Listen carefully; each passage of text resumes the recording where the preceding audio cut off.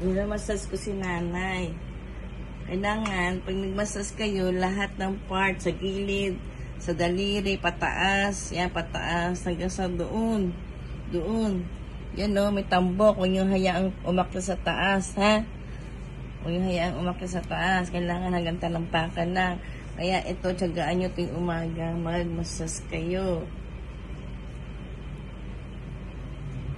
Yan, pataas ng lahat. Pataas yung mula daliri, thumbs, lagyan ng unlimited, damihan nyo.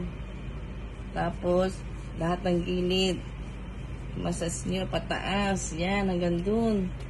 Parang hindi kakalat yung taba sa taas. Kailangan hindi makakarating sa taas, hanggang paalang. Kaya, itsagaan nyo yung massage. Nawawala naman pag minasas eh. So, ibig sabihin na, may mga ugat-ugat lang na hindi makadali ng maayos. Okay? So, pagtsagaan nyo ito i-massage,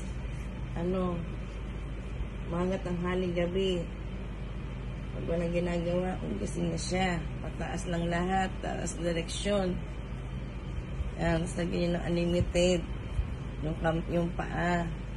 Para yun ang tutulong sa inyo mag-massage. Diba?